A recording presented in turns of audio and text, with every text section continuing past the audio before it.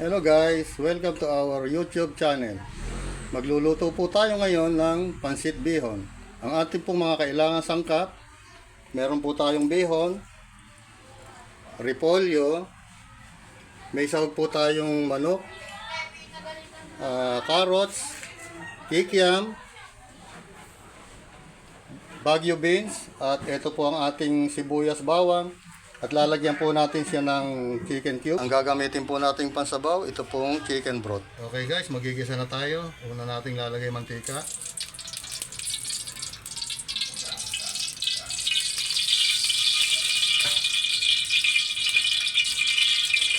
Pag mainit na guys, lalagay natin itong kikiam. Ito muna natin itong kikiam para pag nilagay natin sa pansit, okay na siya.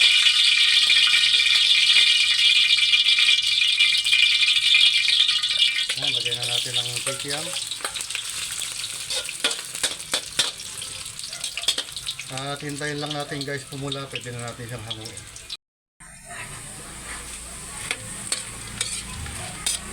Ayan guys, luto na ang ating kikiam. Pwede na natin siyang hanguin. Lagay lang natin muna sa isang lalagyan.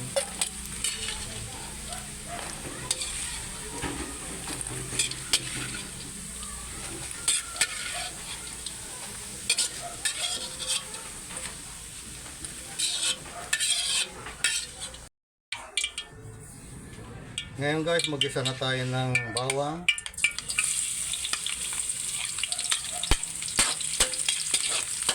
Medyo hintayin muna natin mag-golden brown para maganda-ganda ang texture niya. Ayan guys.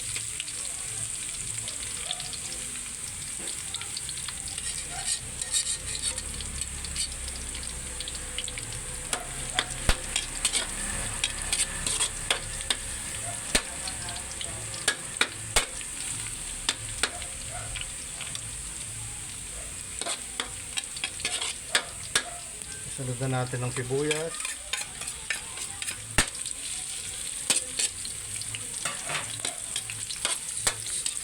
Medyo halo-haloin lang natin guys bagya para hindi ganong masunog.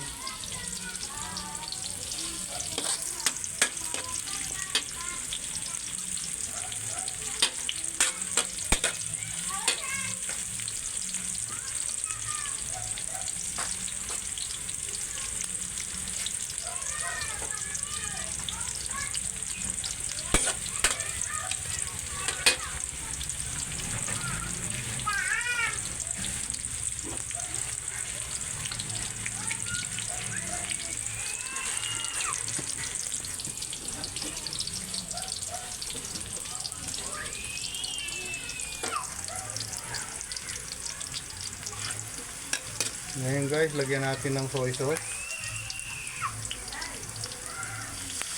Tantahin lang natin guys ang tamang timpla para hindi ito umalat. Ayan guys. Siguro yung isang sandok okay na guys. Dagdagan pa natin ng kalahati. Ayan.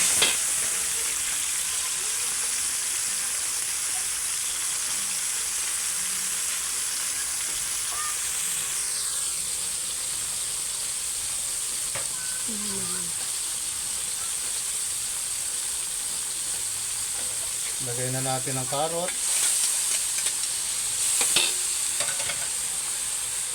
Baguio beans,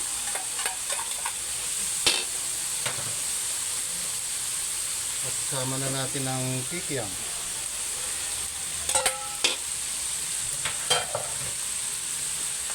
Pwede na rin natin guys ilagay ang manok para mag-mix-mix na sila.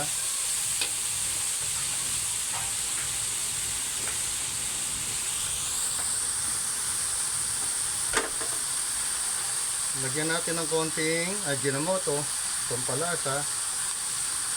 Yan.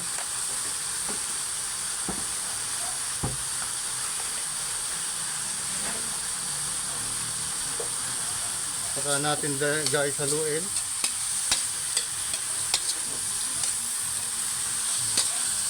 Haluin lang po natin para masama-sama na po ang lasa niya.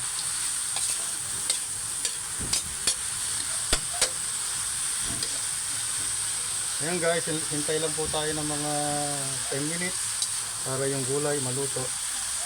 At pagkaluto po, hahanguin po ulit natin para doon naman po tayo pupunta sa magigisa po ulit tayo para doon naman po sa bihon.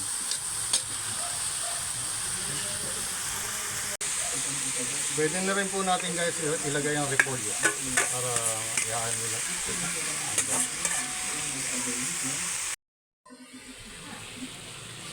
Ayan guys, luto na po ang ating gulay, hahanguin na po natin.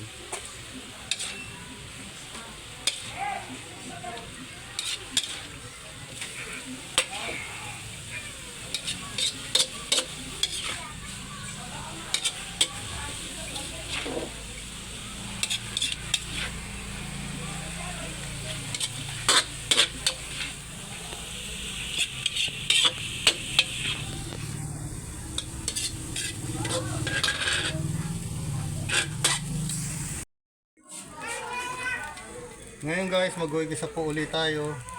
At magigisa na rin po tayo dito sa pinaglutuan ng gulay para kumbaga yung lasa rin po nun ay andun lang. Hindi na po na natin kailangan siyang hugasan. Pwede na po natin siyang dito rin igisa. Lagyan po natin guys ng mantika.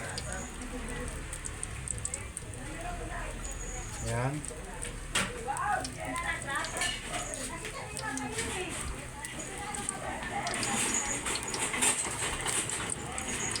Lagyan na po natin ng bawang.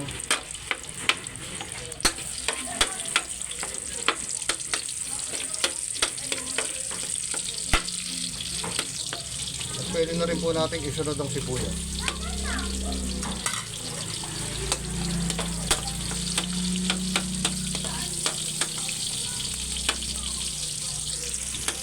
Ayan guys, hintayin lang po natin pumula. Para yung texture po ng bawang at sibuyas mas lumasa po.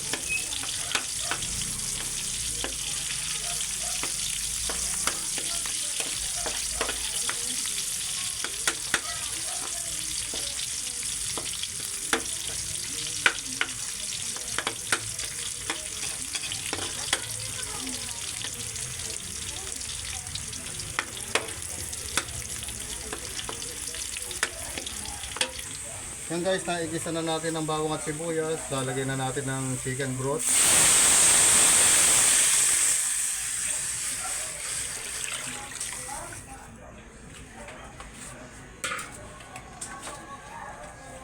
Pagkalagay natin guys ng chicken broth, pinakasabaw ng pansit.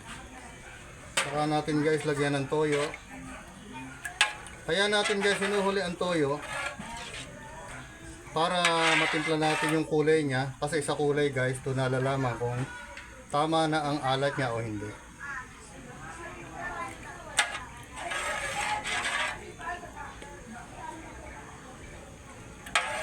Ayan, nakita naman po natin yung kulay ng pinakasabaw niya.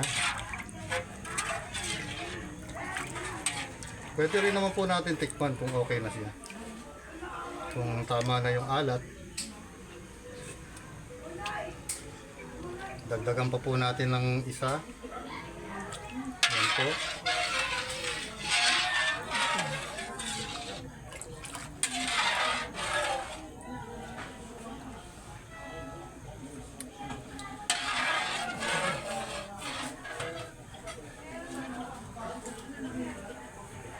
Lagyan po natin guys ng dalawang chicken cubes.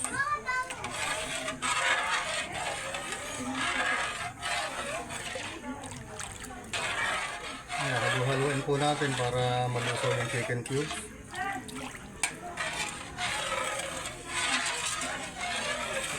At pagkatapos guys natin mailagay yung sabaw, yung chicken cubes at iba pang mga sangkap, hihintayin na lang po natin guys kumulo. At para pagkulo niya, pwede na natin ilagay yung bihon.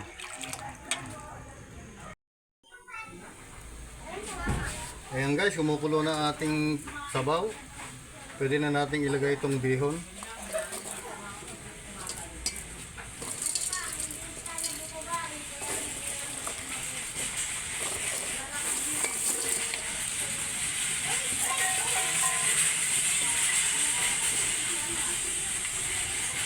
Ilubog lang natin guys yung bihon sa sabaw natin para lumambot. At hintayin natin siyang kuluan.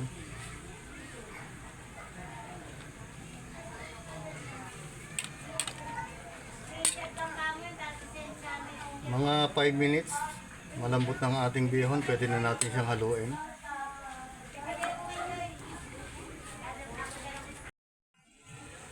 Ayan guys, luto na ang ating bihon.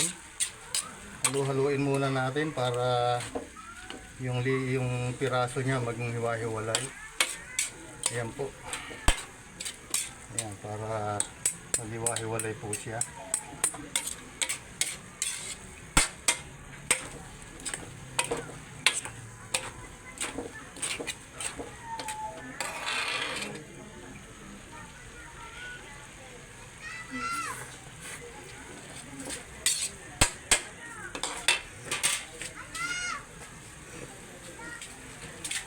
At pwede na po natin isama ang gulay.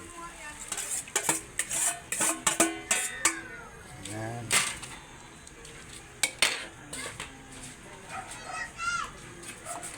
Haluin lang po natin para humalo na po ang ating mga sangkap sa ating bihon.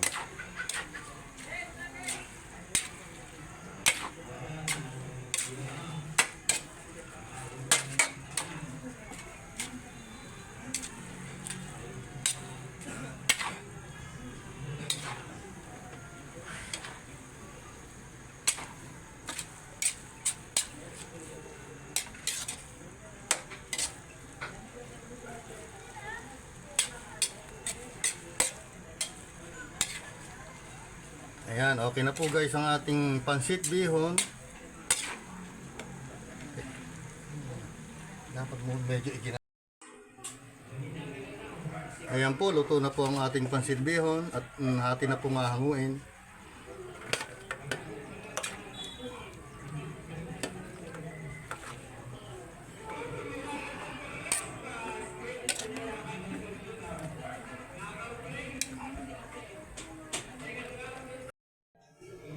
Ayan guys, luto na ang ating pansit bihon. Tara, kain na tayo. And thank you for watching and please like and subscribe.